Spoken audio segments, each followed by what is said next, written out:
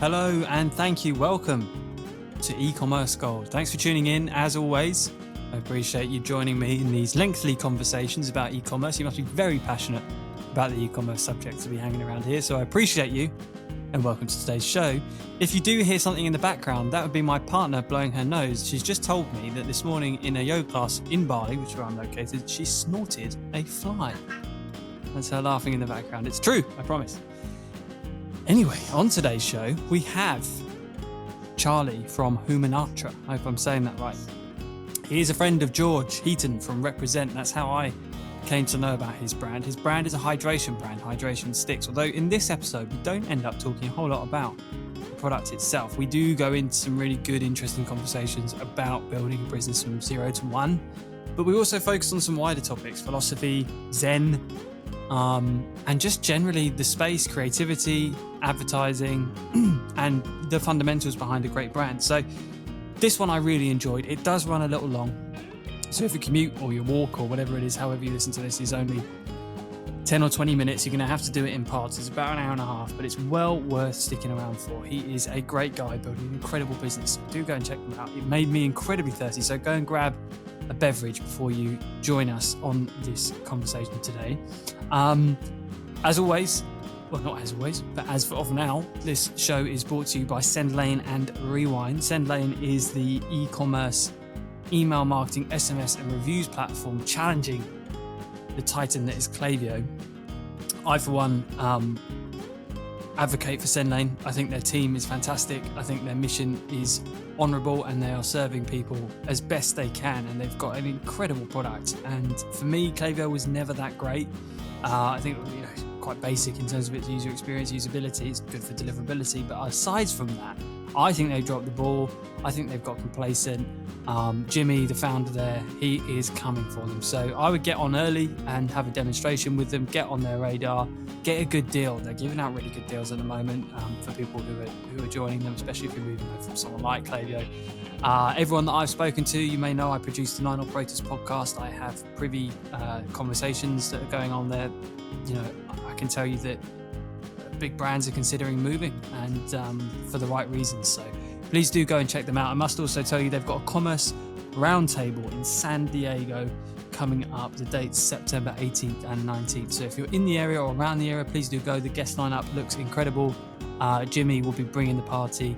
The operators will be there. I will not be there, but I'll be there in spirit. So please do go and join them. And you can get a link in the show notes to that event. The other sponsor of the show is Rewind. Rewind is the protection suite for your Shopify store. It's incredibly important to have it installed. It backs up your store every single day, I believe even hourly, if not on the minute, which means that if someone changes something on the store that you need to undo, if you delete something, then you can restore it. That's one of the most important things, but also it gives you a staging environment, which is just best practice. If you have a carbon copy of your live environment, you can test things on the staging environment, you can add new apps, you can do anything that you might need to do that could cause an issue if you're doing it directly on live. And no matter the size of business you are, it's just best practice not to be doing things on the live site. You just never know. There could be a code conflict that costs you thousands of pounds that you don't realise for a long time. So that's just some of the things that Rewind can offer you for a very, very, very reasonable price. It gives you peace of mind, and I have used it in a previous life as an agency owner with my clients. It's saved my bacon more than once. I think it's an absolute, it's always difficult to justify doing something for your future store or your future self, but if you do anything, Rewind should be the thing you do. On to today's conversation with Charlie. I hope you enjoy it. I mean, look, we can talk about it now, but I don't know how you layer this all into the actual episode, but yeah, the creativity bit for me is super interesting. Yeah, I agree. I think a lot of it comes down to people who think they aren't creative probably aren't doing creativity in something they love. And I think when you're passionate about something, it's a much easier process to be creative, and it happens more organically. Like if you ask me to be creative about something I'm not passionate about, it's going to be a real struggle, and I'll default to process and I'll look at creative process. And ultimately, like you're saying, I'll follow a map, and then at the end of that map, I'll have something, but it won't be special and it won't be great. But if you ask me to do creativity around CrossFit, I've got a million ideas for you. Stick me in a sauna for 10 minutes. I'll come out with 100 ideas of things we could do and how we could do them. Like it all comes down to, I think, is it something you're passionate about? And then you can be creative. Otherwise, it's tough. I agree. And I think one of the biggest sort of like discussion points I've been thinking about recently is this idea between the nature nurture piece. And if I look at, my last 3 years of, let's say, my personal life career, like it's just, for me, it's overwhelming the nurture piece, right? You're born a certain way, but I definitely think who you spend your time with, what you spend your time doing is really what shapes you. And so it's like, Chris Williamson talks about it a lot. You think, imagine, people are very successful at things they're not passionate about or not very good at. Imagine if they applied themselves to something they were good at as well. And so that's just, for me, that concept of, okay, well, I'm super passionate about X, Y, Z. I don't think I'm a traditional pure play creative in a sense that put me in a creative director role and I can create mood boards and plans, etc. But in essence, reality for me is that I am, creativity is not an output, it's a way of thinking. And I think that, so in essence, for a long time, I've pigeonholed myself as not a creative. But in actual sort of, in reality, just the way I approach topics, how my mind works, I probably am very creative. And so I think for a long time, that imposter syndrome piece, thinking, I need to go and outsource creativity. I need to go and find people that are creative. And you often associate certain sort of job roles with creativity and not creativity. But I think in essence, you can get really creative accountants, you get really creative lawyers. And personally speaking, I'd rather work with a really creative accountant or really creative lawyer than a book smart accountant and a book smart lawyer. And so it's like you do start to find creativity in so many places. And I think as I'm building the team here at Humantra now, creativity and sort of a creative way of thinking and approaching problems is at the forefront of that. And that's only for me. I've only realized that literally yesterday, that creativity can come in at all shapes and forms. Creativity comes in all shapes and forms. Is absolutely right. I couldn't agree more. And I think what you were saying about taking it on yourself and not outsourcing creativity, like, fuck yeah, man. Because if you outsource your creativity, the only person that can do it really is you. Because if you look at any of the major brands, like up and coming brands like Rad One, if you look at Ghost Nutrition, I don't bring them up because it's a similar category. I want to talk to you about them later. But, the creativity comes from the founders, the things they like. And I think ultimately this is a business that potentially you could be running for the rest of your life.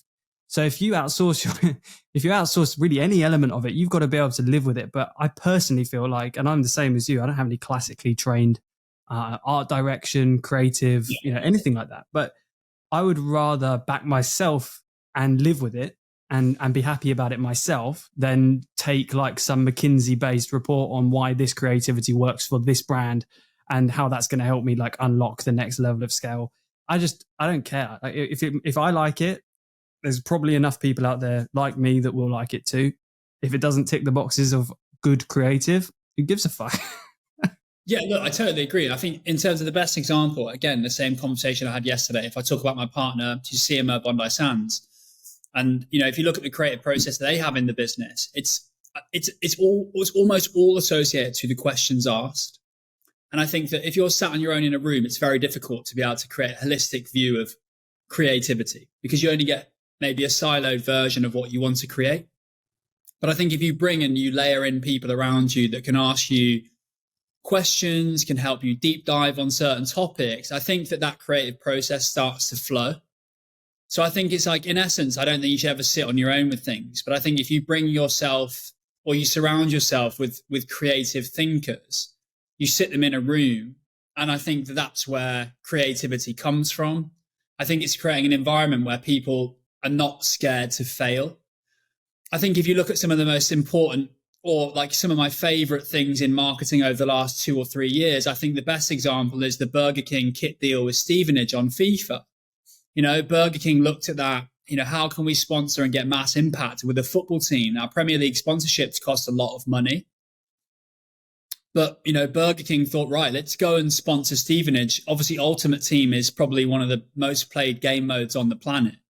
And any kit with Burger King on it was going to go viral anyway. And so we've got, Burger King have basically paid to sponsor Stevenage. Yeah, they've probably got the visibility through FIFA and their kits. I'd love to see the ROI on that. But I think what people don't realize is somebody's had to have that idea. Somebody's got to have taken that to their superior. And what, and traditional marketing will be like, why the fuck would you do that? But I think where we're going is that teams or creative teams, people are creating environments where people can come up with these crazy ideas and they hit. Now, look, there's probably for every one idea that hits, there's going to be 10 that don't. But I think it's always about encouraging those hits that even if it doesn't hit how you thought, okay, what did we learn from that? What can we do differently next time? And I think ultimately creativity is testing things, giving people, I guess, the environment where failing is okay. How many corporate jobs where people are probably scared to put their hand up for the fear of getting it wrong, or, their voice may not be heard. But I think if I look at, every sort of successful business that I've probably got closer ties to, whether it's friends or, if I look at Bondi with Alex, it's a case of the creative process is about giving everybody a voice, layering those ideas together. And then sort of, I think just each idea leads to something a little bit more iterative down the line. Then ultimately you get something, the finished article that we all see as a consumer. But the creative piece is, I've always pigeoned myself as a non-creative person. And I think that's held me back massively. But the more I'm thinking now, I've always said that, I love learning. I ask too many questions at times, but in essence, like asking the questions is the creative aspect, is how I learn best. 100%. Look, I mean, just to add to this, everyone is creative. I don't buy that no one is creative. Like I said, it's all about immersing yourself in something you're passionate about. And then second, there is a process to creativity, or at least there are certain things you can do to tip the balance in your favor of creativity. And a prime example of this is David Ogilvy, one of my personal heroes, advertising man, one of the OGs. Very famously, one of his best ads was a Rolls-Royce ad that said something along the lines of traveling 60 miles an hour down the road, the loudest thing you'll hear in this new Rolls-Royce is the electric clock. He got to that insight by interviewing almost every single person in the factory at Rolls-Royce, sat down with them and talked to them. And an engineer turned around to him and he overheard a conversation about the engineer saying, God, I hate how loud this clock is. You can hear this ticking clock. We really must do something about this clock. And that insight formed the idea for Ogilvy to write this incredible ad.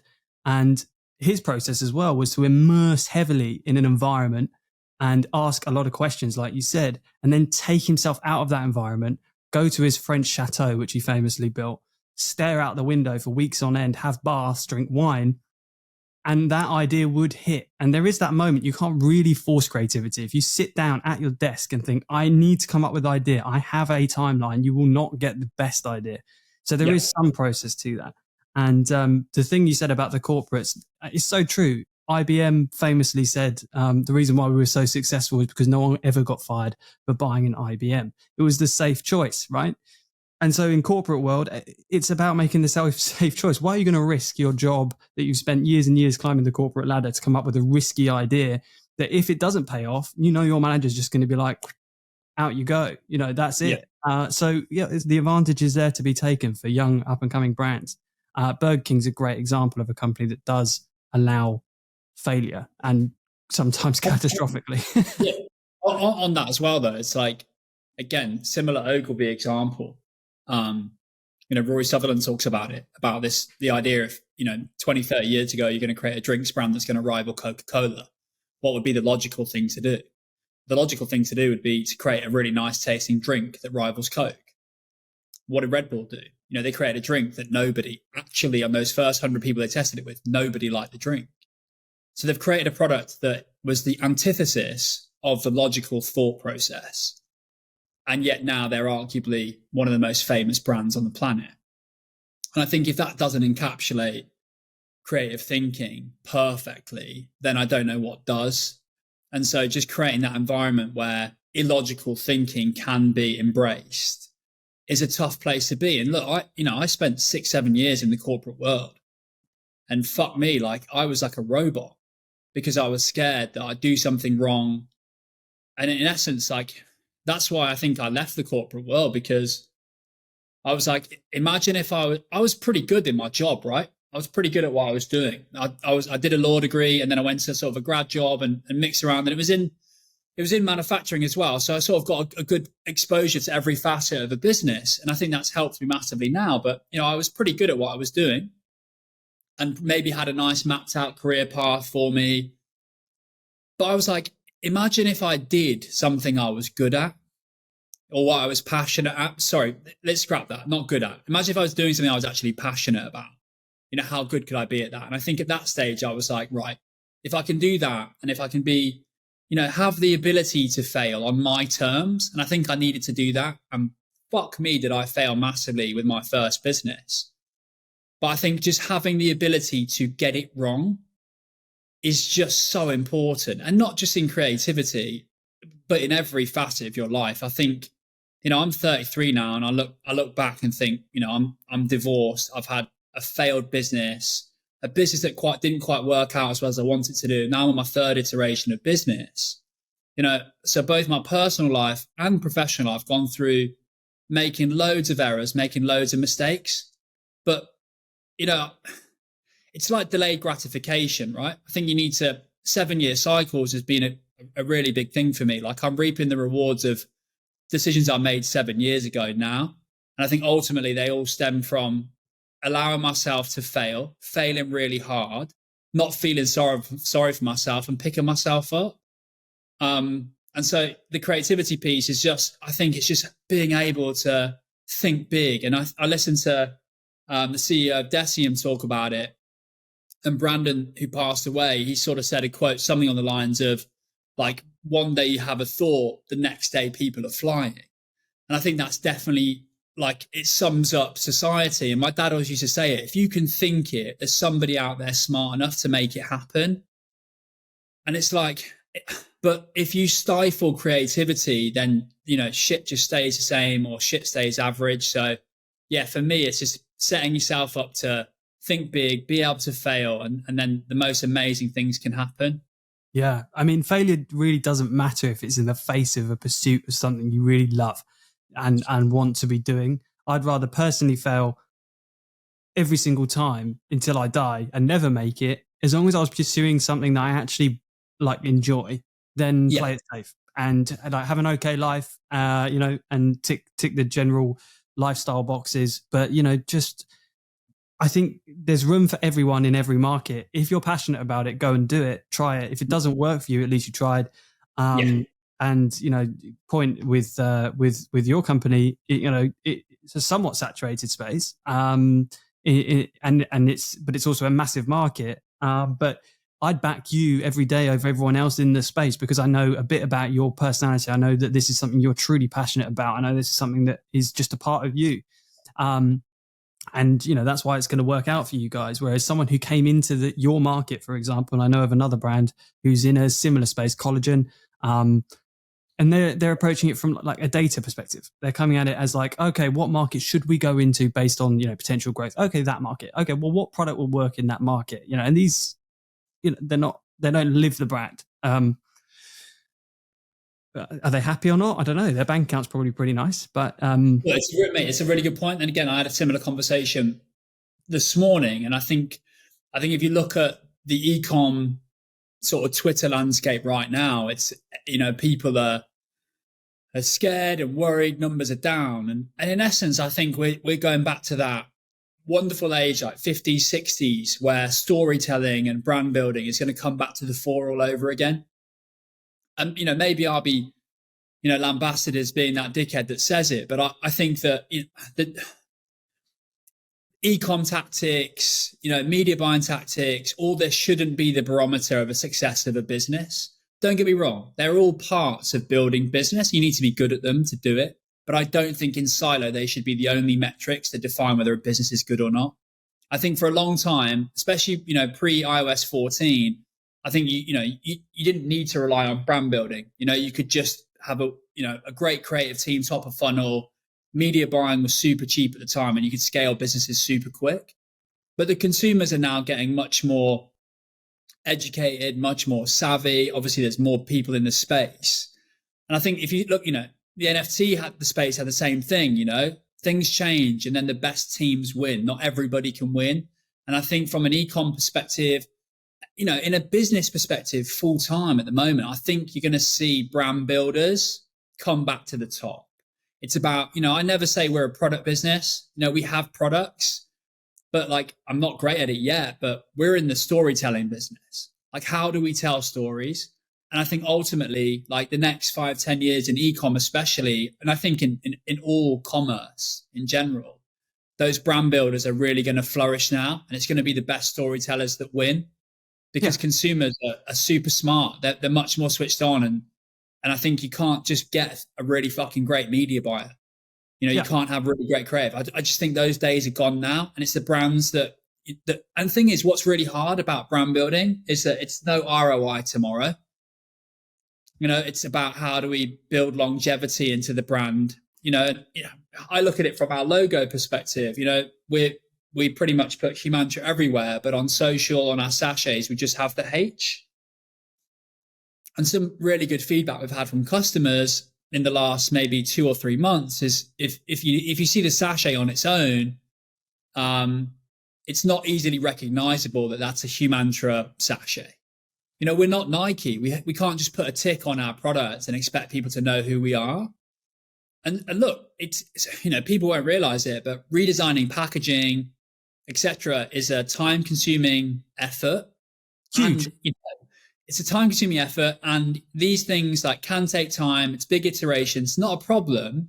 But I would rather invest in being able to be identifiable as a brand right now. Build a name for ourselves, so down the line, that H can live on its own. That I've got the H tattooed on the back of my neck. Like, people probably look at it and think, what the fuck is that? But maybe in 5 years' time, if we lay the correct foundations in the business, that H on its own is recognizable.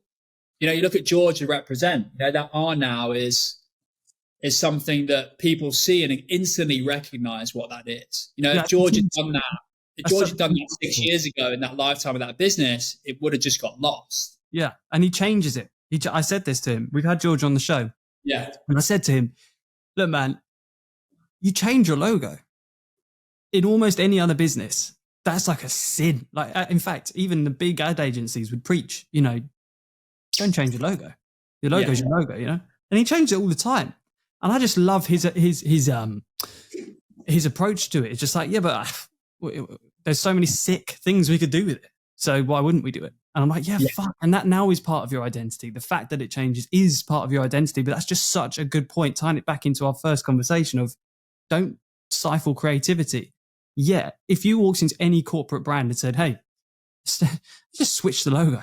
Nike, let's just switch it up a bit. I mean, Nike have evolved, but the chances are you're going to get shot down, but it works for them. And it's another thing. Look at the Kia example, right? Kia, they've switched it now. And I think, so it looks like a K and an N. I think there's some crazy stat on like how many, like what car brand is KN on Google now.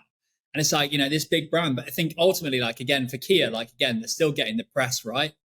But like, I just think that, I just think you just have to just go with it. And like George is a great example. I remember having like in the early conversations I had with George, I was like, fuck me. What's so amazing about you is like you and Mike are like one of those like 0.1% who gets their first business right. Yeah. How many entrepreneurs you meet, they're on their like fucking different iteration of a business. And George was like, it's a good point. But when you think about it, like, Rep is 12 years old. And he's like, the number of iterations of that business over that 12-year time would represent different business units in itself. Yeah. And he's like, they've constantly had to adapt and change. And I think that that's ultimately what it boils down to. Is like, I think if you're stuck in your ways and you're not willing to keep learning and always having that growth mindset, it's very easy for you to get lost behind. And I think the brands of tomorrow are just going to be those ones that constantly listen to customers. And I think largely speaking, I think that's my superpower. I've been in the weeds. I'm always in the weeds. I'm responding to the DMs. Even at the size we're at now, it's still something I do. It's super time consuming. But at the same time, like I'm seeing the feedback from customers. Look, it's not sustainable. We'll get to a point now where we're hiring now because I need to free up some time. And, one of those areas is going to be in customer service or customer success. But I just think just being ears to the ground, hearing how people are using the product, the problems people have, the questions they ask, just tightly, again, fuels the creativity. I think 2 of our most asked questions are whether children can have the product or whether pregnant women can have the product. And like I was sat on this thinking, fuck, like they keep getting asked, we create organic content top of funnel now that we just send people the videos to, and it's really easy. The questions answered super easily. But suddenly then, if you look at it, it's like maybe we've got, ways and means of creating new content top of funnel. Can we go after this category of pregnant women or breastfeeding women where hydration is massively important? And I think, finding those USPs, finding how people use the product only comes from listening to your customers. So it's like, I'm always willing to just, look, you can't just, if a customer says, can you create this flavor? Like, I'm not just going to go and create it because one person says it. But I think when you start to see things more often than not, they become repetitive. Like for me, it's like, right, well, we had this idea, but let's scrap it and let's go and jump on this. And I think that just ties back to that creativity piece. It's like not being tied to anything, like having a loose roadmap of where you want to go, like this overarching mission piece, which I think we've sort of formed in essence now. And then just having a fucking great time. I think that's what it boils down to, and doing cool shit. What I love about what you're saying there is something that I believe is D2C. The common misconception about D2C is that D2C exists to cut out the middleman. D2C does not exist to cut out the middleman because the middleman has changed. You can't sell through Tesco's or Asda, and they're not taking their slice, but there are still costs involved with making that sale. There is still a middleman. What D2C really is about being close to your customers and having access to customers. And it's so underleveraged by so many people. Prime example that you just gave is about listening to your customer and then iterating on that. They give you a huge piece of the puzzle. The magic is what you do with that information. Do you follow it blindly? Yeah. Probably not, but it gives you an insight, something you can build on. We can turn that insight into a mechanic, and that mechanic becomes your next best product in some way, or your next best piece of creative in some way. So having the ability to talk to your customers is huge. Having the passion behind what you're doing is massive. Answering them yourself as the founder or co-founder of the business gives you superpowers, like you said. But people won't do that. People will put in a CX team early and, focus on just answering customer queries and trying to make customers happy, not listening to the customer when they're not passionate about building their business, when they're not looking at it as a lifetime business, when they're just building for numbers. It's all spreadsheet based.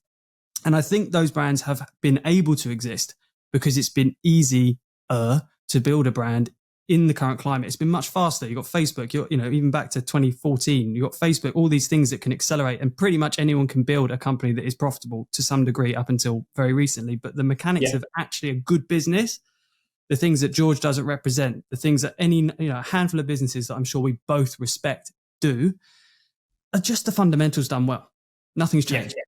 Since Ogilvy's time, all the way up, like the brands that did it well then, the Burger Kings, the Nikes, the Apples, they're still around. They're doing pretty good. The fundamentals haven't changed. It's just we've had this weird moment in time where it's become real easy to get customers because, bottom of funnel, you're right there and you know what they're looking for. You can give them that. So, man, I'm excited for brands like yours and people like you because I think you're approaching it in the right way. And I think you could probably do anything and it's going to be successful. But I'm hyped that you're doing this product because doing research for this show, and I'm in shape. I do CrossFit every single day. I have done for a long, long time, or at least worked out for a long, long time. But my hydration is terrible. And now I know how bad it is because I've been listening to your co-founder and doing the research. I'm like, man, I have neglected this. So if people like me are neglecting it, your market's huge. Here's the intro to the show, even though we're 25 minutes into the show. Can you give everyone an introduction as to who you are and the brand you're building? Yeah, of course. My name's Charlie. I'm the sole founder now of the business. Humantra is, we're a wellness brand that is centered around hydration. And I've got this sort of grand mission that, can we create mass impact through the most foundational health piece on the planet? And that is hydration. I think that, everybody's quick to try and find quick wins with their health and fitness, whether that be, a tea that helps them lose weight, or, let's make sure we get extra protein. Raspberry ketone. Remember them? How many? We could talk about it all day, all night. Even, the pre-workout piece, like people drink C4 before they go in the gym. And then, I've done it and I've been there. I've walked in a gym shaking like I'm ready to, rip the weights around. But I think what it all boiled down to me was that the most foundational health piece is hydration. You know, you could not eat for a week and you'd still be alive. If you didn't drink for a week, you'd be dead. Like that's the bare bones of it. And I've literally got to a point now where in the last like month, that's really what I'm sort of centered around. Like is the idea that hydration is the single easiest thing that you can fix in your health and wellness.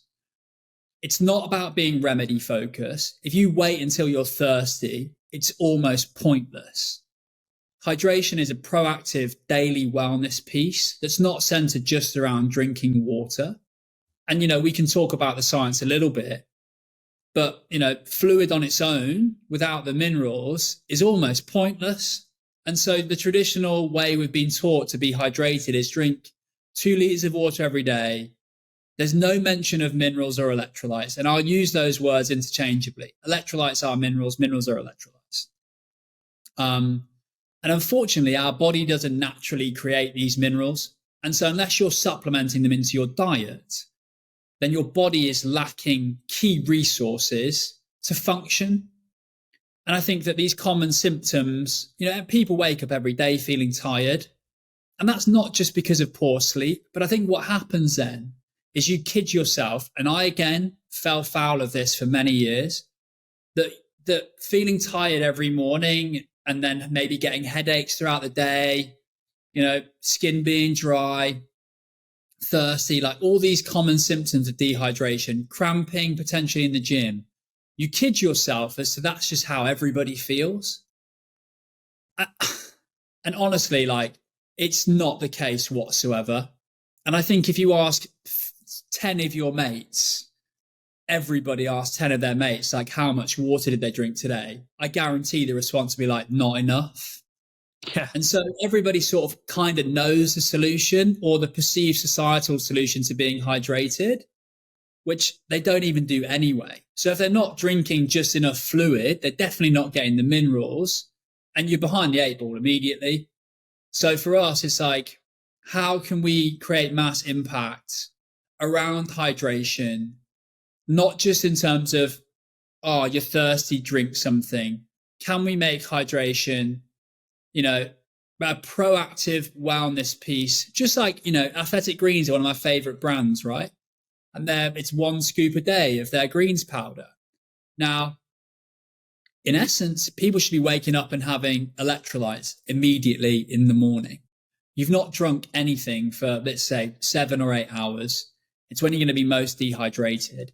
And yet, how many times do people reach for a stimulant, i.e. caffeine, or nothing for the morning, or maybe eat and have sugar, or even train? You know, we've had people use our products that think, oh, should I just take it after training? And I was like, I mean, yeah, it's a great time, replenish the minerals lost. But then my retort simply is like, why would you not go into your training sessions with your body correctly fueled? And I mean, people will take pre-workout, people will eat like fast releasing carbs, which is all great. But imagine if you were hydrated as well, like just bare minimum where you need to be optimally functioning, where people fall so far short of. And so, yeah, for us, Humantra is about hydration, underpinned by great tasting products. And in essence, like no bullshit, you know, we're holding people's hands into the supplement space for the very first time. You know, I think the majority of our customers have never had an electrolyte before. And that for me is incredible. And some of the reviews we get where, you know, people say that the product's changing their life, etc. Now, look, that's pretty grand and romantic. And I love those reviews. But I just want our products to be a conduit to better behaviors. And whether that manifests and metastasizes into other products down the line, into different categories, who am I to say right now? But we're dialed in on the electrolyte space and making as many people aware that the easiest and simplest way of improving your health and general wellness is through drinking electrolytes. Hey, me checking in. Hope you are enjoying the episode so far. It's brought to you by Sendlane. We've already spoken about why you should be considering moving to Sendlane if you're doing email, SMS, or reviews. Reviews are free with Sendlane, just so you know. But they have a commerce roundtable in San Diego on the 18th and 19th of September. So please do go and register if you're in the area or if you can make the trip. I'm sure they'd be delighted to see you. There's going to be some incredible talent there. It's great guests and great talks. So do check it out. Right. So you won't know this, but I've just paused the recording and cut it, hopefully very well, and went for a pee break. And this might be a little bit lowbrow for you, but you seem like a good guy to ask because we're talking about hydration. What color should my pee have been? I trained today, haven't drunk enough water, but what's the ideal color? What we're looking for? As clear as possible. I think there's a fine balance between not smashing like 5-6 liters of water and you're going to the toilet all the time. But I think, yeah, your urine should be as clear as it possibly can be. So there is a myth, because I heard a myth once that if it's clear, then you're getting rid of all your minerals or something. That's not true. Just go for it. Do you know what? What I will say is arguably, if you're just drinking bottled water, let's say, or tap water, and the mineral balance is not quite right, then of course, maybe. But yeah, the minerals don't pass just through your body and stay in the urine. The minerals are absorbed by your body. So yeah, bit of a myth, really. Cool. All right. So what we're going to do, because we've only got 30, maybe 40 minutes at a push left of this, and I've got some questions I want to ask you. We're going to turn it into a bit of a speed round now, where I'm going to shut up primarily, and I'm just going to fire questions at you to see if we can rip through them. But just for the audience listening, I think it's really important just to double down on this. Can you just give us some benchmarks of like being dehydrated? What's going to happen to you? Like, what are the negative effects of being dehydrated? How many people would you say are adequately hydrated and hydrated for good performance? Like, you would say, actually, yeah, you're doing great. Can you just give me those two questions? I want to know where I sit on that scale. Like, am I? Yeah. I haven't got a number of percentage of people that are hydrated, but what I would say is that electrolytes, unfortunately, like the least spoken about supplement. And I really think that over the next couple of years, water is going to be such an important topic for people. I think what I really center around is headaches. I can only speak for myself, but I've been taking electrolytes now for, let's say, the best part of 18-20 months. And it's not all down to electrolytes, but I practice super good health and wellness anyway, and I've been drinking electrolytes. I cannot tell you the last time that I was sick. And I mean, like, I used to get migraines, headaches. I don't get migraines and headaches anymore. And I think that I used to wake up tired every morning, even though I was thinking I was getting enough sleep. And I would, like I said to you before, like I would then try and wrestle with myself and say, oh, this is just what life feels like. And I'd almost come to accept it. And then I'd have like 3 or 4 coffees. And then ultimately in the afternoons, I'd get that crash. I'd have a headache. I'd get brain fog. I'd struggle to retain information. My skin was dry. I never cramped in the gym, but people that train, run a lot, that cramping essentially comes from dehydration. And so like I would always center around this idea of just being tired all the time, the brain fog piece, headaches, nausea, all centered around the dehydration piece. And look, you only have to ask your friends. Do you know what? You only have to ask yourself, like, how much water have you had today? And if you've trained, the need for water and minerals has increased already. If you're thirsty, you're already behind the curve. You can't really save it. And I think, hydration's, excuse the pun, but it's fluid, right? Everybody's different. Everybody's requirements are different, but they're the common symptoms. And I just think everybody just accepts them as that's how you should feel. And I'd say that, the simplest way of trying it is literally just hydrating properly. And if it's not Humantra, I would implore you to take electrolytes every day for 30 days. Like, I'm not sat here trying to say our product is the only product on the market that's going to help you. I would much rather somebody come to me and say, I'm taking electrolytes every day. And look, don't get me wrong, there are some products that have got sugar in, etc., that I would then, if you ask me, I'd say they're not quite right for you, or they're not the best on the market. But I just think people getting sodium, magnesium, potassium, calcium into their bodies every day, alongside enough fluid water, you are going to see a difference. So I would implore people, doesn't have to be Humantra, but just get, adequate amount of water in and the mineral piece, and you're going to feel better. 100%. I remember I did it for a while. I can't remember if the brand was called On It, or something like that, where it was a book as well, encourage like rock salt in the morning Yeah. and honey and lemon and There's a like huge misconception around salt and sodium being really bad for you. Sodium is arguably the most important mineral your body needs. There's water brands out there that advertise sodium-free water. It's mind-boggling. Mm. Salt, obviously, at a certain level, is bad for you, but your body needs sodium. So it's like, you're fighting with societal myths here, which is tough because it's like, who do you believe? But, Human's done an episode purely on salt and sodium. Yeah, but And I also, think it's man, like if you can educate and turn the tide on those people, that's a huge market for you, a huge market, and that's what I love. I love those opportunities to like debunk a common misbelief, a misconception, and turn that yeah, into something that is then your market share to own. Right, yeah. sir. We're going to rattle through these. So for listeners, thank you for sticking around. Now we're going to get into the business stuff, and we're going to hit these as a kind of a quick fire. We're going to start with the brand, the product, and the market, and then we're going to go into some of the kind of stories to date, and then we're going to finish with the kind of wrap up session. So talk us through the product development process of the supplement. How long has it taken you to get to the product that you have today? What were the versions along the way? Good question. Look, we'll never have a final product. I think even from the first product we signed off as iteration one, we're almost like 3 or 4 versions removed from that. And I think it goes back to what we spoke about earlier. Like, we never rest on our laurels. We'll always keep iterating and improving, try and find ways and means to make the product as good as it can be. I think from a mineral balance perspective, we're happy with where we're at. We've also now got a product launching in the next couple of weeks, which is a slightly higher sodium content product. Again, that's come back down from listening to our consumers, but product testing's incredible. I think it's centered really for us is around flavors.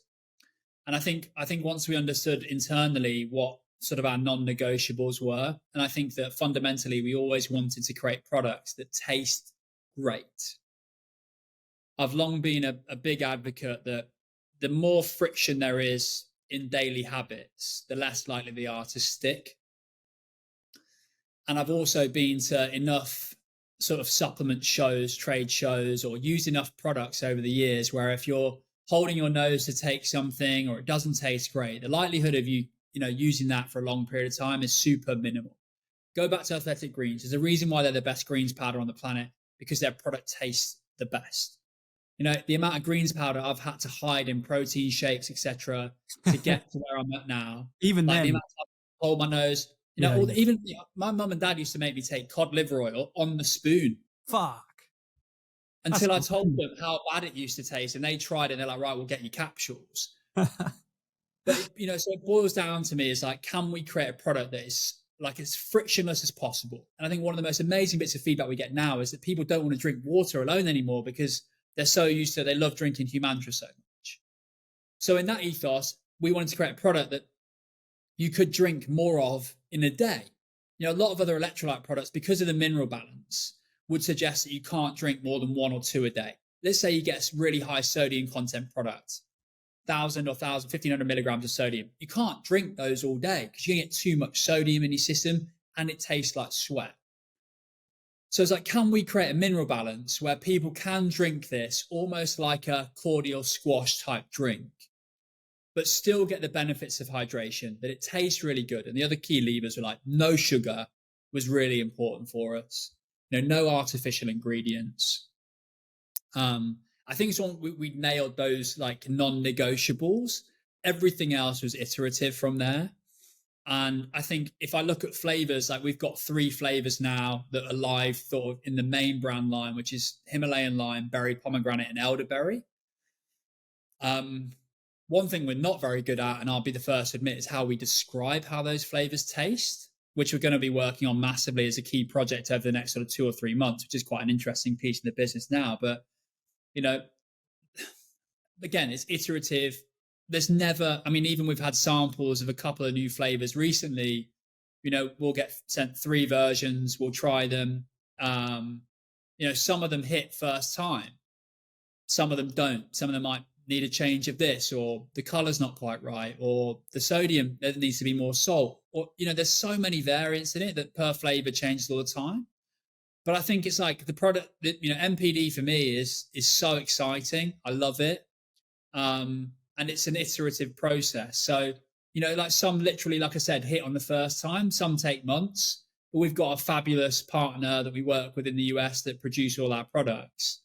And they are first class when it comes to flavor development, product development. So, that MPD for me is super exciting. And like I said, it's, again, how long's a piece of string? Could be a couple of days hit on the first sample, or we're upping and ahhing for like 2, 3, 4, 5 months to get the flavor right. But what I would say from a business perspective is we'd never launch something that I wouldn't drink all day, every day. And so like that high barometer of success is really high. Talk to us about flavors, if you don't mind. I just want to double down on that. And I just, because what I want to understand is this. I don't know if this is a myth or not, but I've heard this. So supposedly McDonald's make their hamburgers taste primarily of salt. Not overly, but the thing about it is it's all in the texture plus the salt, and that is non-offensive to the most people, and thus the most people like, therefore the biggest market they can serve. When you're coming out with these incredible flavors and they sound amazing, Himalayan lemon, and is that a consideration? Because the more specific you make a flavor, the more chance you have of people loving it, but equally people not liking it. So is there do you try and find a subtle flavor that you think is going to appeal to most, or are you just like, fuck it, you like it or you hate it, you're Marmite? Yeah, good question. I think that, again, the flavor piece is like, comes first and foremost. It's like the first earlier flavors, can we try and be quite broad with our product offering? We were very cognizant of the fact of being a small business, minimum orders from factory make it difficult. You can't launch 10 flavors and order 1,000 boxes and hope for the best. I think it's almost a commitment to say, right, let's launch these products and see how they go. And I think having a lime and berry pom mix were the 2 products we launched when we first launched the business, was like a sort of like, how can we cover a good spectrum here? And I think we did a pretty good job of that. But as we move forward, and again, it's about listening to consumers. I'd say that we get questions all the time about creating a flavorless product. And like my instant question to that is, it doesn't align with our brand values, because one of those brand values for us is creating great tasting products. So we'll never do a flavorless version, because we want it goes back to great tasting products. But a lot of people come to us say we'd like something not as sweet, which is some great feedback for us. Now, we don't use sugar, we sweeten with stevia, but it's like, can we start to try and create products now that do sort of fit into a wider spectrum of flavors and taste profiles? And so all I'd say is that as we expand the business, I would envisage that we'll increase, obviously, flavors. We've got a new product dropping in the next couple of weeks, which is a collaboration product. And that's nowhere near as sweet as any of our other products. And it's very unique in terms of comparison to the other 3 flavors. Are we talking 2.7? Yeah, that's the Represent collab. Yeah. What flavor? Come on, drop it. You can check our Instagrams now. Like it's there to say, but we've not quite announced it yet, but it's pretty spicy. You've only got to know what George eats all the time to have a guess what it is. So I'm massively excited. But from that flavor, one or 2 things. Like it could. I actually don't know. I think I know what it's going to be. I think it's a yellow. It's not a steak flavor. I can tell you that right now. And I don't think it would be dates. I think dates would be too hard to do. So yeah, but look, you know what I mean? Like, the thing is, we're a Dubai-based business. I'm super proud. I've lived in Dubai for 10 years. And I think that I've always somehow, like in a jokingly way, always said, like, can we potentially be the supreme of the electrolyte space? Can we be agile to create flavors, drop flavors? And like I said, at the beginning of this conversation, is like, can we create something? But if it doesn't fucking work, then lessons learned, either never do it again, or what did we learn from it? Now, hypothetically, in Ramadan, we may drop a date type flavor as a limited drop.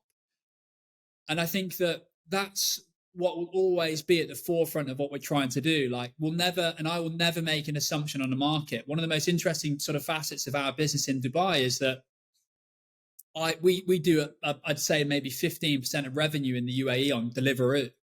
Wow. Which is crazy. When Deliveroo approached us, like I thought to them, I was like, there's no way that people would want electrolytes in 10, 20 minutes. Wait, Like I just envisioned a finished drink. So someone's serving we don't do ready to make drinks. They're just buying the boxes. You're not buying a restaurant. They're literally buying a box of sachets on delivery. They're buying the box of sachets. That's fucking mental. And like I had this preconceived idea where people would be like, oh no, I want to buy them in advance. And yet people want to buy them however they want to buy them. And I think growing up, consumerism's changed massively. And I think when I first got into the e-com space, I even assumed then that I only wanted to be a D2C guy. And this is how people buy it. Like D2C is the business model. But direct to consumer e-com is not a business model. It's part of a wider business model. And I think, again, it goes back to listening to consumers. If people want to buy my product and get it in 20 minutes, who am I to say they shouldn't get that in 20 minutes? Hell yeah. And so I think that's what it boils down to. So it's not just, it's listening to the flavor bits, listening to how people want to use the product, and just create an environment where like we are so customer centric without even knowing it yet. And I say we, like we're a very small team. I get a lot of help from our investors in terms of the support they give in terms of personnel and support from a wider business perspective. But largely speaking, it's just me in the business. But, I think I've always grown up, sharing the load. It's always we. It's, everybody that supported me, whether that's my partner, Alex, whether that's my friends, family, the people around us in the investment sort of family as well. So, yeah, I just think just don't have an assumption. Just test it and see what happens. And I think with the flavors, it's like, we want to try different things. If it works, it works. Like you can't ever just wait for it to be a nailed on success because it never is. And 100%. And the other thing with that is, and something that people could do with focusing on more is that, yeah, okay, let's say, take your example, we're going to run a date flavor for Ramadan. Maybe that's popular with a few people, but maybe it flops, hypothetically, right? But the people it was popular with, the fact that you did that, recognized them, brought a product that they are going to be crazy over, that percentile of your customer base that's going to light their world on fire. They are customers for life. They are proud to be buying your brand. Now, you might not run it again, but you have just converted that percentage of those customers into super customers. And the value of that pays off over time. Like when I look at Shopify dashboards and I look at the report for like best customers, average, how much they spend, look at someone like Represent. Fuck me. I wonder what the person who spent the most on Represent has spent, but I bet it's in the 8 figures. I bet it's in 8 figures. So, it sometimes, you look at a spreadsheet short term and you go, wow, that flavor fucked. Like, what were we thinking? No one liked that. But there will be some people that did, and those people will pay off over time. So I do think, like with the Supreme stuff, you see some stuff on there and you're like, who wants a brown leather coat? Like do you know what I mean? But there's even the brick. They launched a brick with the Supreme logo on it. Like, do you know what I mean? A brick. Who wants a brick with Supreme logo? There's people out there that want it. For your window that's got Supreme on it. You'd be fuming, wouldn't you? Yeah. Okay, so listen, we managed to do one question in the last 15 minutes. So we're on for these 50. No, it's good. It's all great conversation. So I'm happy with it. Talk to me about your brand's packaging, the website, the overall positioning. I love the look of the packaging specifically with the kind of label. The colorways are amazing. I think you've just made a really desirable looking product there. I want to know what your thoughts are. Are you happy with it? Are you looking to change it? How did you come up with it? Can you just run us through some of the creative elements and the brand elements, and then how you're trying to position those in the market that you're trying to serve? Yeah, good question. I think we have the makings of a phenomenal brand. I really do. And that's, people may say I'm biased, but I think we have the makings of something really special. But I think we're a long way from being a brand just yet. I'd say that if I look at where we are in terms of the lifetime of the business, you know, we're 18 months in. We've had a phenomenal first 18 months. We've sold a lot of products, a lot more than I ever anticipated, which has caused chaos, sleepless nights, but they're great problems to have. And I think that I think every business goes through cycles. And I genuinely feel like we've achieved product market fit. You know, the numbers would be indicative of that. And I think that there's a sort of a point in every entrepreneur's journey is sort of like, well, what do we want to do here? And I think I've sat pretty introspectively over the last couple of months, you know, had conversations, you know, with our investors, and, you know, we want to really kick this business on. And I want to transition away from being a business and being a brand. Like, I'm a brand builder. Like, I'm a romantic at heart. I love storytelling. Some of my favorite businesses or brands, you know, just have fascinated me over the last 20, 30 years. And you know, if I look back to how I was at school, like, I love telling stories. Like, even to a point when I was at university, yeah, I did a law degree, but what that taught me was how to frame arguments or tell stories as well.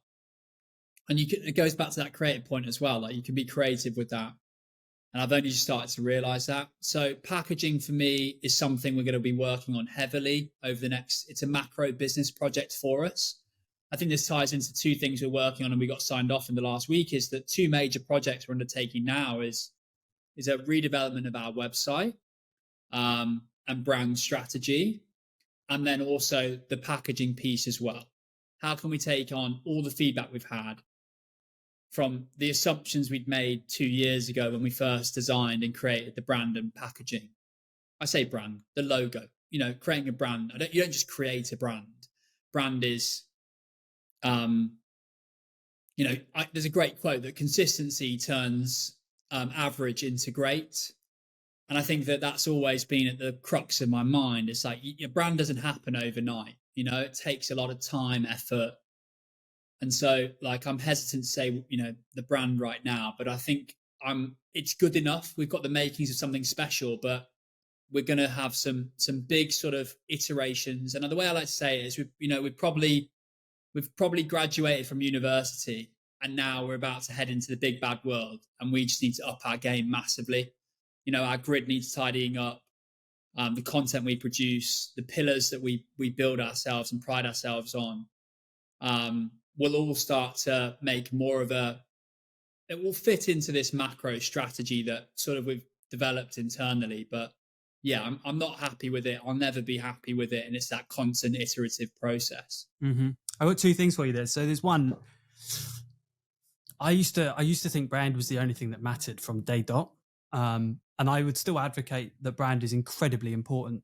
And personally, I respect businesses more that focus on brand, build lifestyle products, build out around their brand. But I do also think that you can get from 0 to 10 now with a good product and very little brand investment. And one thing, when I did have a look at your website, I was thinking in my head, what would I expect to see from a company that was, I'm guessing, moving from 0 to 10 just because of the age of the business. And I was thinking, well, it's probably just one funnel. It's probably just a quiz. It's probably just a how hydrated am I question. You know, take these 10 questions. How hydrated am I? Get a hydration score. Bit of education about why you need to be more hydrated, and here's the perfect product or bundle for you. Something similar to Jolie, the showerhead company. Don't know if you know of them. US. Yeah, I know them. They have on their website, you can type in your zip code in the US and it will tell you how good the water quality is in your area, and then it will tell you how much better it will be with their products. And you know, that for them is probably going to take them to like 9 figures. And just like that funnel was just crazy for them. So the point being is, I think brand is important, but you are currently the founder, you are currently the CEO.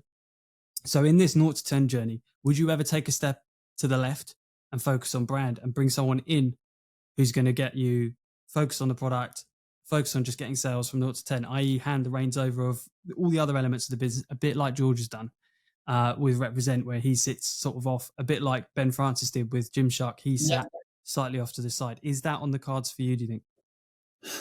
Look, we're well on the way to where we need to be and what we want to build. I won't disclose revenue numbers, but I'd say probably one of our proudest achievements is like our website converts at 12%. Shit. And our website is literally, we have a homepage, we have a PD. I think we've got a science page and checkout. But I'm not building for the next 6 months. I'm building for 5 years' time. And I think that I'm not a visionary by any means, shape, or form, but I want to build a business that stands the test of time. I want to build a brand. And so it would be easy for me to just throw cash at Facebook now, dial in and be a great product business with a high performing website. And look, let's say I double our spend on top of funnel on Facebook and our conversion drops by 25%. I've still got solid business there. But my logic is, if we enter, like we're going to enter the UK market in the next literally 2 weeks. Now, there's a lot of people in the UK that have no clue who we are, what we do, what we're about, who I am, who I'm friends with, like why they should be hydrated. Like this, it's very different. So, we need to make sure that when people are discovering us for the very first time, they can see and they can understand exactly who we are and exactly what we sell and exactly what we're about. And that doesn't come from a 4-page website. So down the line, I think that the CEO piece, I'm still the founder of this business. The job title piece is null and void for me at this stage. But for the foreseeable, like I'm going to be involved in every facet of this business, and not in a control freak way, but just I think it's the business. I owe it to the business that I'm across every vertical. We're building a business and a brand that's going to be here for the long term. And it would be very easy to just be dialed in on, spending loads on Facebook and having a good performing website and doing what brands and businesses have done over the last 6-7 years in the e-com space that have had great success. But we said it at the start of the program, like the next 10 years, it's going to be about the storytellers and the brand builders. And so, I would, if anyone put me in a room with somebody, I could convince them to buy Humantra. I genuinely believe that. And if they don't buy Humantra, I could convince somebody who's never tried electrolytes, probably to give electrolytes a go. I firmly would back myself to do that. But that isn't scalable. Our predominant way of selling is right now through our website. So we need to have a much better way of convincing people to come through, to discover us, to learn more about electrolytes, the brand, the product, what we stand for. And so I'd say, look, even to $20 million top line, I think is something that's where we're dialed into trying to do. And I think I can be that person, but down the line, and I get why people move across to focus on what you're good at. And I think I'm all for spikes in business, focusing on what you're good at, bring people around you to help you that are proficient in areas that you're not.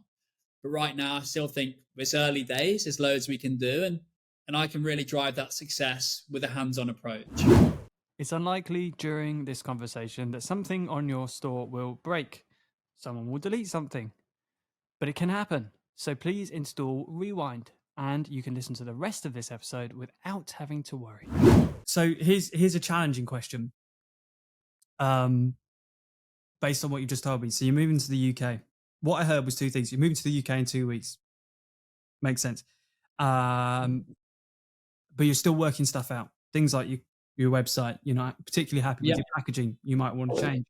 You're not 100% sure on some key factors, some key elements. Now, most people in this game would say you're moving too early international.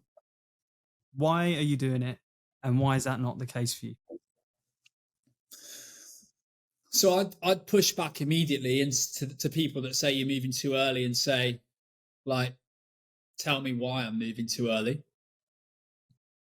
The UAE is a relatively small market in comparison, numbers wise, to more mature markets like the US and the UK. I'm incredibly proud to be a Dubai-based business. I've lived there, like I said, 10 years. But, we've had a lot of success in that market. But I'm also from the UK. And it goes back to that addressable market piece. For me, it's like, it's just the next natural progression. If you're an American business, you have got a massive addressable market, speaking one language, with a relatively mature postal system, with a consumer sort of educated society in essence. And so the amount of people you can speak to is there. And that, look, I don't make decisions based off e-com numbers and what Facebook are telling me. And maybe I'm wrong, but I'm going to stand by the decisions that we make in the business. But if frequency is telling me on Facebook that we can't scale as quick as we once were, then we need to look elsewhere to other markets. And I've been in the e-com game now for like 5 or 6 years. It's not a long time, but what I would say is that tactics don't necessarily change. I think there's enough of a USP for our product that we can identify nuances in certain markets and sell to those things. And I think that we've done a great job internally about identifying where opportunities are globally, how we can systematically and simply extend what we're trying to do. Case in point, the 3PL provider we use in the UAE have a 3PL in the UK, same team. So in theory, it's just an extension of what we're doing. Yes, it's a ball ache. We have to ship stock to 2 different countries and we have to split it. But it's business. It's about creative thinking. It's thinking outside the box, doing things that not everybody's doing. And I think every book you read is like, just nail one market. Make sure you're absolutely crushing before you even do another one. But I'd say we're doing very well in a smaller market. And now we've identified an opportunity that we can make huge legway in the UK. I'd also say that the Represent collaboration, like apart from being a dream of working with George of mine, I think it's an amazing part of the business for us. It's the first time. It's the first time that George is moving outside of apparel and footwear, and he's decided to work with us on this. And I think that for me is a huge compliment. And having the people that use our product in the UK already that have potentially either seen George using or other people I know in the UK, I just know the problem's the same for people in the UK as it is in the UAE. And so I'm just incredibly excited to launch in the UK. I've lived in the UK for 22 years. My family live in the UK. They all use the product. They love it. So for me, it's like, fine, it might not be as per the entrepreneur business building book says, like to do multiple markets. But for me, it's the next natural progression, and I'm willing to die by my decisions. And I think it's going to be a great one for the business. I think you're right. I think you either have to be small and agile. You have to be very big to do internationalization well. I think the mid-market struggle for a number of reasons that we won't dive into. It's fairly boring and fairly well known. But I also think internationalization is becoming a lot easier, especially like you said, 3PLs are all geared up and they're international. Shopify make it very simple. There are some legalities, taxations, but you're from the origin country that you're going to be moving into. It's not going to be a problem for you. But also, I think there really is a strong argument for if you have a very strong first adopter customer base that this product resonates with really, really well. So Ben did it with CrossFit. Those products can't stay on the shelves. He moved to the US almost immediately, and now I think the rest of the world. And that's because there are CrossFitters everywhere, and he can sell these shoes to them every single day of the week, and we will buy them. So for him, the challenge is, where do I unlock more of these type of people? Not necessarily like, how do I address the whole market in the UK first before going elsewhere? And I think it's probably the same for you. Like your easiest customers are quite easy to convert, quite easy to sell. When you start pushing into the 9-figure market, and your business is a lot bigger and more mature, that's when there's other conversations about, how do you make it more adoptable by the mass markets, but you're not there yet. So I would agree. I think going into, especially with Represent behind you, with George behind you, the reach that guy has, the reach that brand has, you got to capitalize on that, especially, with such a strong endorsement from someone like George and Represent. I think it's just going to be insane for you guys. I can't wait to see it. I mean, like, you're going to need to build a team real quick, man. How's your stock levels? Look, do you know what? It's one of those things, and I speak to business owners of different scales and sizes, and fucking no one's got it nailed. You know, Huda Beauty are our largest investors in the business, and you know they are a very very big business, and they struggle with stock all the time. You know, again, Alex, she's a CMO, my partner at Bondi Sands. They probably have the same problems with supply chain and being in stock. You know, the bullies with George, and you know, it's just difficult. Like nobody gets it right. And look, don't get me wrong, we've sold out too many times for a small business. But like I said to you before, like it's a great problem to have. And it means people like we've even had to go back to some of our B2B partners and get stock back off them to sell on our website, which I think is also for me a really great conversation to have when we've got wholesalers or distributors coming to us saying they want to stock the product, and they ask us, you know, the normal questions they would normally ask, like, you know, what's the lifetime of the product? Is there a buyback?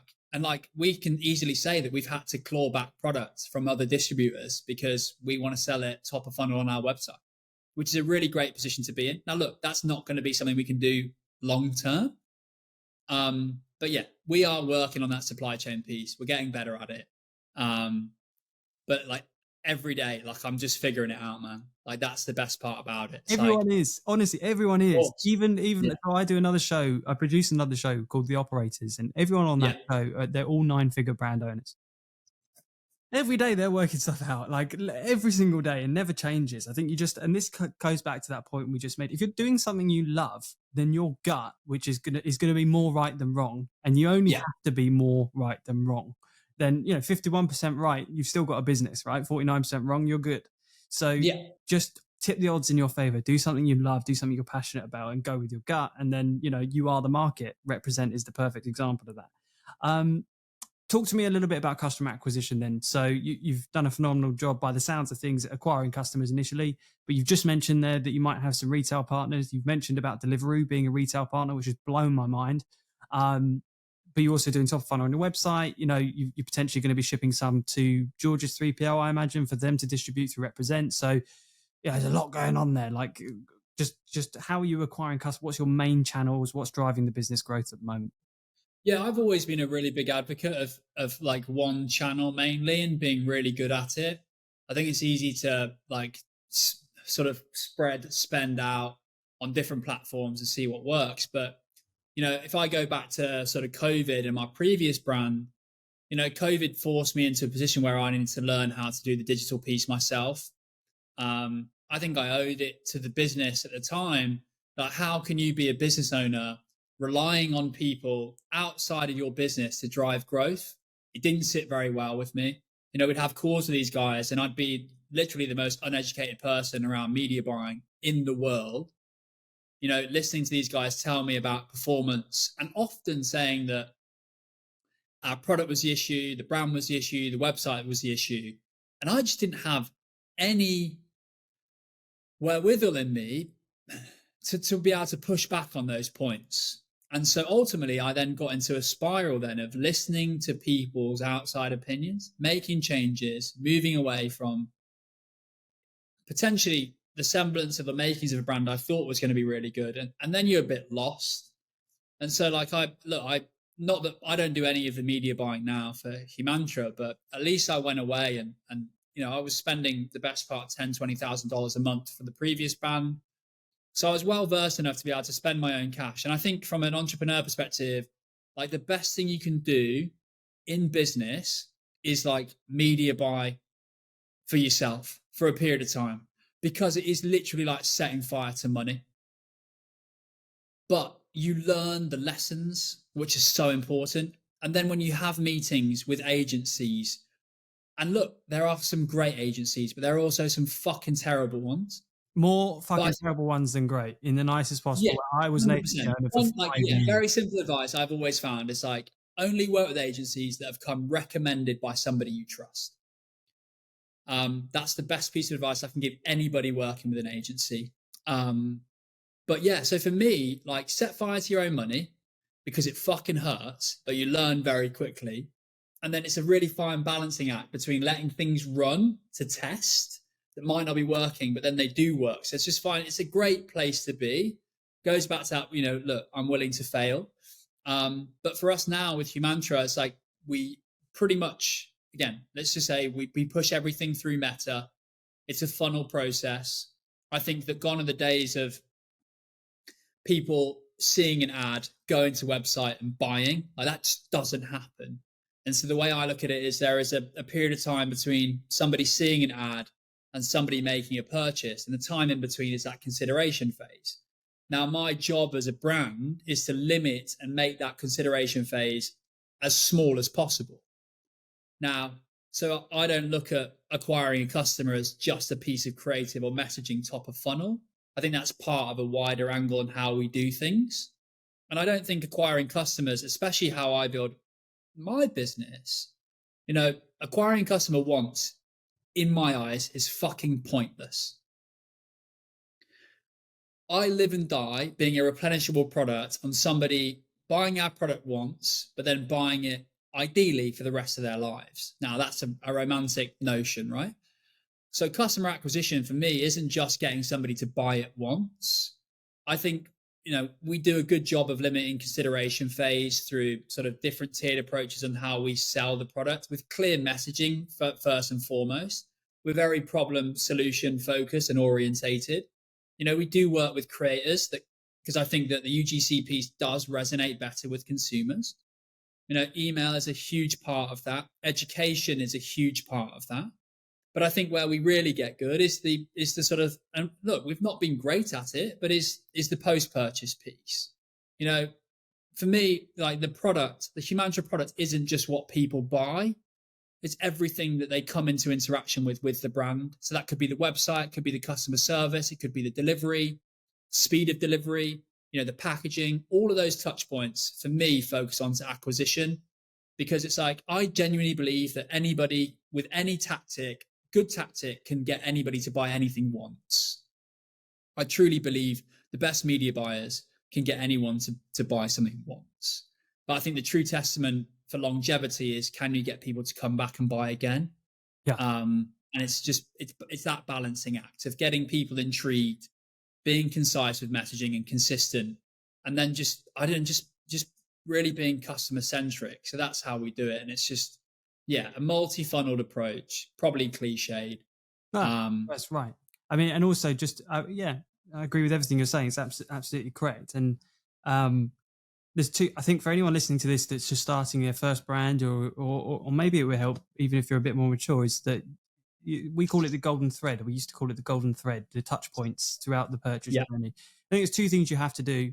One is more spreadsheet based, and that's where you really need to understand the costs, the cogs of your business. You need to understand your contribution margin. You need to understand what you can 100%. Spend. You need to set cost caps, and you need to, be in control of what you're doing. It can't be willy nilly. You have to just, you have to have the information to be able to make the correct bets and know when they're working and know when they're not, long term and short term for your business. And then the other side of it is you do need to understand your purchase journey, and it's no longer linear. It's no longer awareness, inspiration, education, consideration, conversion, post-conversion, done. It's a circle. It repeats. No matter what brand you are, Nike, you still have to bring awareness to your customers. Even the ones that have been with you for the longest. Might be a new product. It might be a shift in how you're positioning your company. But the Ferris wheel keeps going round and round and round. I think so many people get on that linear journey and they're like, oh, okay, this is our funnel, and now they've converted and now they're at the end of that funnel. Great. And now they'll probably stick around for ages. Fuck that. Yeah. Not anymore. Your brand is only worth the time that it's in someone's head, and even the biggest brands are only in people's heads when they're refreshed. So I think it's a mistake. But for you guys, to summarize all of that, I think people who are passionate like you, who have had some exposure to this industry, who have clearly educated themselves, who've had time in the game, this all happens naturally for you. You don't need to sit down with an agency and plan it all out on paper. In fact, I think that can be counterintuitive. Yes, there are processes to all of this stuff that you can follow, and apart from the financial side of it, which I do think you need to have dialed in, the rest of it, if you've got a head on your shoulders, you should be able to do intuitively, and you should then be able to flow a bit better. I think the mistake of some agencies is that they try and process everything, and there's really, really rigid structures to all of this purchase journey funnel, and I think that can stifle some I smaller agree, companies. man. Ultimately, I think the number piece is so important. I think knowing your numbers sort of extensively is massively important, because it allows you then to make better decisions. It'd be very easy for a business to think we need to drive down CAC as low as possible, but which is true in most cases. Obviously, everyone wants the lowest CAC, but sort of the metric we track is sort of CAC to LTV. Now, there could be a fine balance, and I'm just saying as an example here for other businesses or brands, we may acquire a customer for slightly higher CAC than, let's say, another customer. But that customer it may take them a little bit longer for them to come into the brand. It may cost a little bit more. But if that customer's coming back and buying every month, it's counterintuitive to me to try and nail down and try and get a customer any way, shape, or form. And a lot of people look for that quick first sale to drive and get the lowest possible CAC number. What I would say, and I only learned it probably in the last 6 months, is identify the metrics you need to build your business. Don't just listen to Twitter. Don't just listen to other people about the metrics that mean that their business is successful, because everybody's different. Everyone's cogs are different. Everyone's operational unit's different. Like, identify where you really need to be.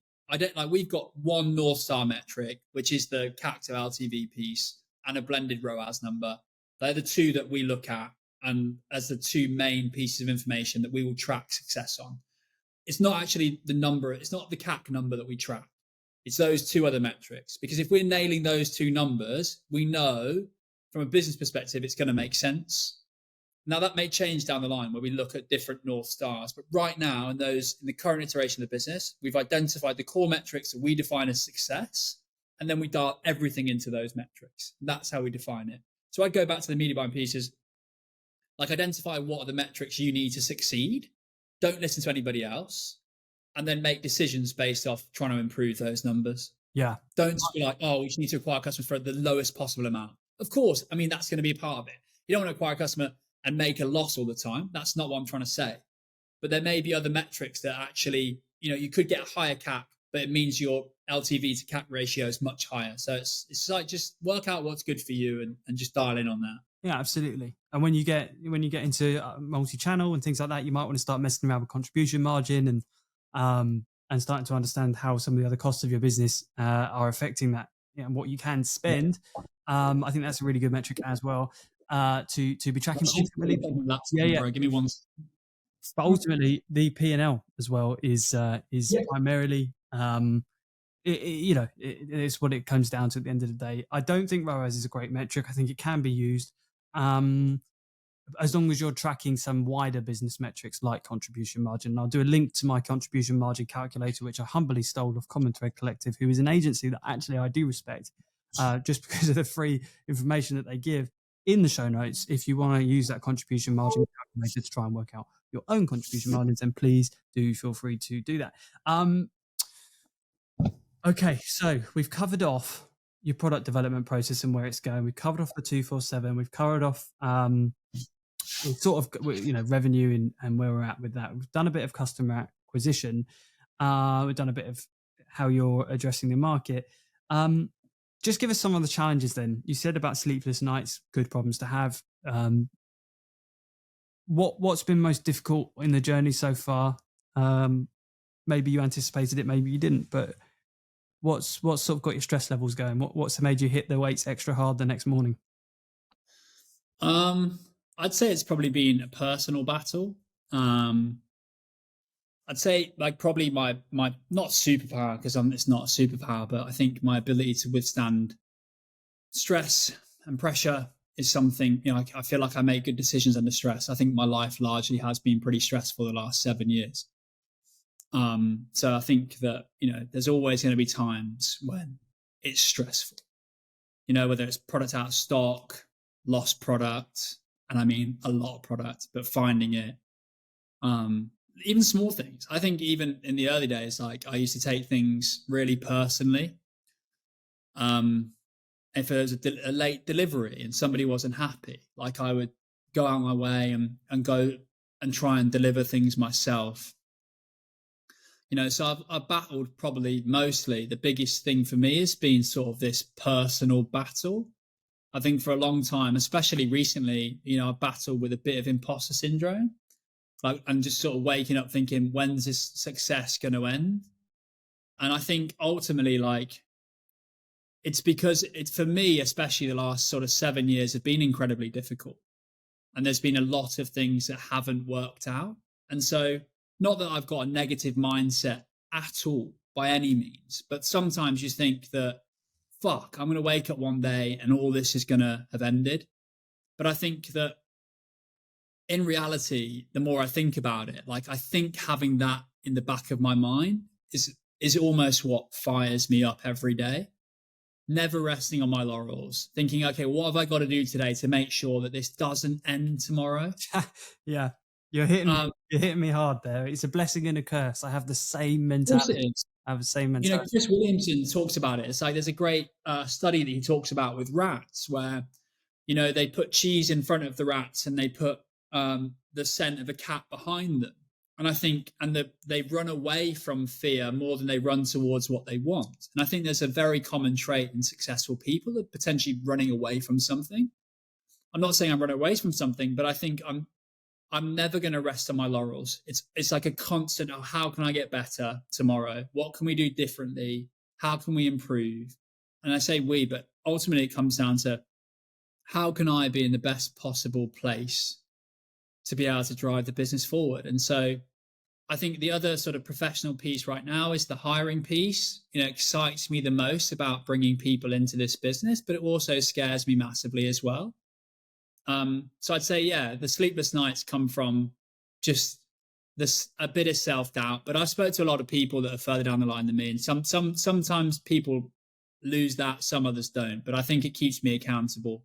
And then the hiring piece is probably the other bit that keeps me up at night. Yeah, man, hiring's tough. Yeah, I'm with you on that. And I think it's that my brain will go to the worst case in every situation. And right, okay, here's an opportunity. What's the worst thing that can happen there, and how can I protect against it? Whether it's cash. I'm happy seeing money in the bank. That makes me happy. I don't like seeing the bank account empty, even if it's invested in an asset or in stock or something like that. That scares me because I have that mentality. I think a lot of people do. But what I always remind myself is, yes, but what if it goes better than I could possibly imagine? I can always imagine the worst case, but 100%. What if it goes better? And then to the other stuff as well, the imposter syndrome stuff. I watched a documentary recently on Netflix, the Woodstock documentary, when they revived Woodstock. I don't know if you saw it, but it obviously had a bit of a bitter end. But the guy who was behind it all, shit was burning around him. He had made some horrific decisions, and Netflix does a great job of telling a story, but stuff was going wild around him. And this dude who's sort of liable for all of this, just like, yeah, okay. He was like the most zen I've ever seen anyone. He was just like, yeah, fuck it. It's a situation. It's happening. Like, let's just see where it goes. Let's see what happens. Like, there's no good. There's no bad. There's only what is happening. And he just embraced that. And I was like, how have you just embraced that? And I just love to try and channel that. Like, no matter what is going on, like this podcast is a prime example. I have never missed a podcast. Never, ever missed a podcast. This one goes out tomorrow. I don't have a backup. So if you didn't show up today, there wouldn't be a podcast tomorrow. So minutes before this podcast, I'm like this. Yeah. I have redundancy, right? I have other people booked that I can call on. But the point being is, like, sometimes it just works out. And if it doesn't, if you're doing something what you want to do, like having this conversation, if this conversation happened next week, cool. Maybe we miss a week. It doesn't. Yeah. Do you know what? There's I think one thing, like if I move away from business, like there's a great, Russ was on, one of my favorite rappers on Jay Shetty's podcast years ago. And Russ said like what happens if it's better than you ever thought it was going to be? And I think that in essence, and I think largely speaking, my life over the last 6 months anyway, like there are no coincidences. Everything happens for a reason. And I genuinely believe, conversations happen, people meet, and again, it is a romantic way. It's how I view things. I think that the manifestation piece is massively important as well. It's played a huge role in my life. And I just think that, yeah, conversations are meant to happen. People are meant to connect. But yeah, I always revert back to, like, I think of the logic before as like, what's the worst that can happen? But it's like, what happens if it was better than I even imagined? Yeah, 100%. A friend of mine, Jason, president of Hexclad, he always says the harder you work, the luckier you get. And I think that's true. And it ties into what you're saying, which is, if you're working hard and you're doing, the work, you're going to meet the people that help you along the way. And it's a lot easier to work hard when you're doing something you love to do. Right, let's finish this show because I'm going to get a call from Joe Rogan in a minute for getting towards his sort of podcast length here. I want to just do a quick fire round with you. So just some really quick answers, 1-2 sentences. So what is your favorite type of workout or exercise? Probably used to be CrossFit, but I was just injured too much. I've got long levers, like biomechanically, it's not just suited to me. But I'd say it's a combination of, it's really functional fitness. I want to be able to, I just want to, essentially at my age, I'm 33 now. I just want to look sick as fuck and be strong as fuck. So lift weights, get my heart rate pumping, and just sweat with good people is really what a good workout for me is. Like, I think that's a great barometer of having a good time, is get in the gym with people that you care about, shift some tin around and have a good time. Books and learning materials that have had the biggest impact on your life that you would recommend everyone goes and reads or downloads today? Probably, I'd say that both Tim Grover's books were pretty seminal for me. That's Relentless and Winning. I'd also, Goggins' books were really important for me in a really low time. And then I'd also probably say, like, there's something to be said for reading really long books, like, Fountainhead, any of Ayn Rand's books, like they're 1,000-page plus. Like, I think it's important that people can stick with things for a long time. And so I'd say, like, just find a really long book and just read it all. But I'd say the Grover books are big for me. But I love reading, man. I just, the Ryan Holiday books, like, there's just so many. I think you can't go too far wrong with Chris Williamson's 100 books he'd recommend you to read. I just literally pull that up and just read through all of them. 100%. I've got that saved somewhere. And I agree with that. There's some really, really good fucking books on there. When times get tough, where do you fall back to find strength? So maybe a slightly sort of nuanced answer. Before, like, I used forced suffering to combat and maybe create this self-perceived fantasy that I was in control of things. Like, almost try and create this warrior mentality that, if I go and do really hard things and I bury all my emotions, almost be non-human, I'm going to be in the best possible place to be able to deal with things. And I think only recently that I think that that wasn't the right way to deal with things. It certainly was conducive at the time. But I'd say now, like, my personal life is very different. I've got a partner that I can share, everything with from a business perspective, which is massively important to me. I think family has always been like the key driving force in my life. So having somebody, with me building this business that I can share everything with is massively important. And I think it's being able to come home to an environment where I feel valued, and that, for me, that is in essence what life's all about. Shared experiences with somebody, building family, having more of a macro purpose than just being Charlie, trying to build a fucking sick business, going to the gym, getting in shape. Like, what's all that for? Like, if, my dad passed away in December, and we were all around him when he passed away. His three children, my mum and him. That's what life boiled down to for him. He didn't want to be with anybody else apart from the five of us. It wasn't about the car he had, wasn't about his career. It wasn't about anything else other than those five people in that room. And I think for me, like, I always wanted that. I wanted to have a family. I wanted to have a macro purpose. So for me, it's just now being in a position where, I'm building my family. I love what I do. And I think it's just like surround yourselves like with great people. Like business for me isn't about what we've really spoken about. It's just like doing cool shit with cool people. And I think that's what life's about as well. So for me, it's just like, just align yourselves with the right people. It starts at home and then just go from there. Just go from there. I agree with everything there. Finally, my man, chop wood, carry water. Yeah. What does it mean to you? What should it mean to us? So actually, I didn't mention the book. It's I read it in 11 Rings by Phil Jackson.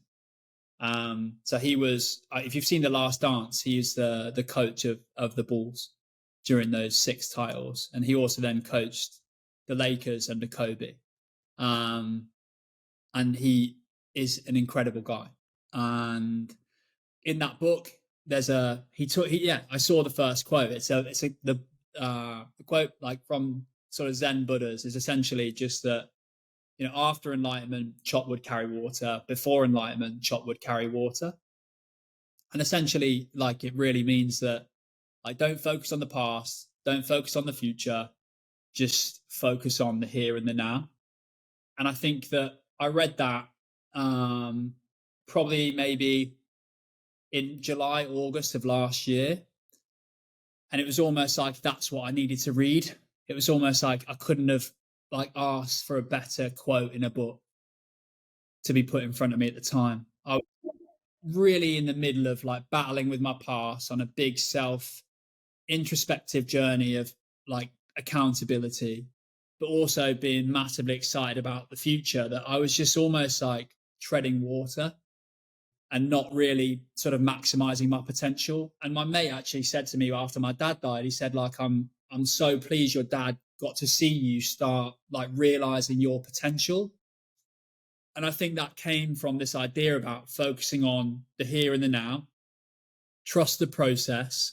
I mean, how many people I fell foul of that, like always like, oh, when I get to this point, or when I buy this, or when I get this, I'll be happy, or I'll be X, Y, Z. And then you get there and nothing's changed. And so like chop wood, carry water just symbolized this ability for me to be able to just get on with it. Life's not fucking easy. Shit happens. But at the same time, so much amazing shit can happen. And I think it's just being cognizant of that shit will happen, great things will happen, but just focus on like the now. And I think that's really what it means to me. Without a doubt.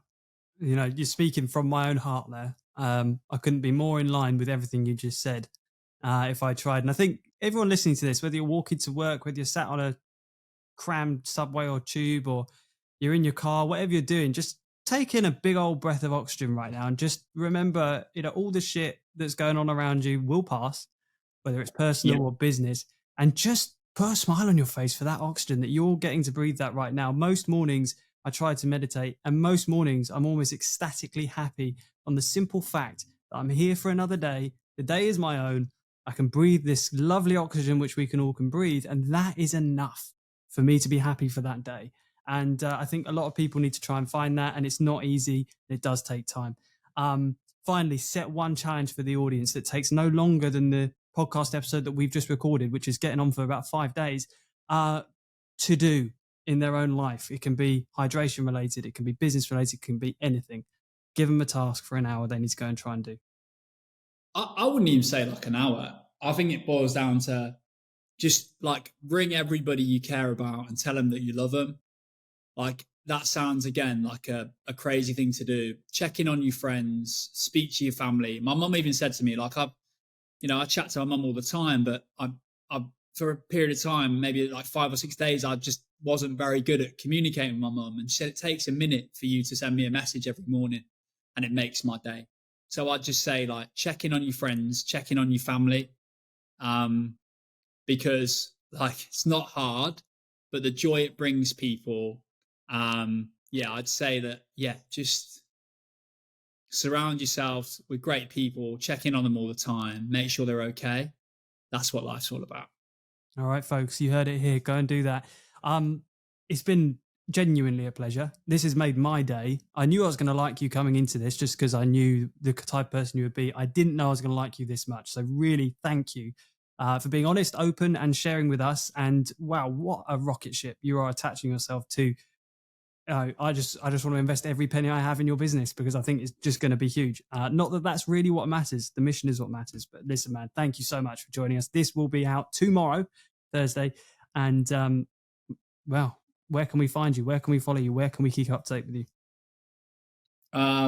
Look, thanks, man. I've really enjoyed it. And like I could talk all day. So apologies if I've rambled too much. But at Humantra on Instagram is probably like from a business perspective.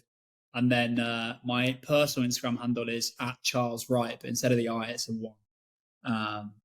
And you'll just see me posting pictures of Humantra bottles everywhere.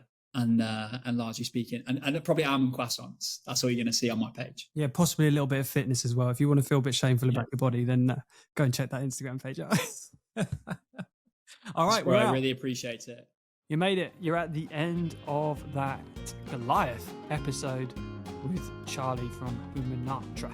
I hope you enjoyed it, and please do like and share on Twitter, LinkedIn, or wherever you see this episode, and do reach out to Charlie and stay hydrated. This show was brought to you by Sendlane and Rewind. If you haven't already, please go and check them out. Links in the show notes. Catch you next time.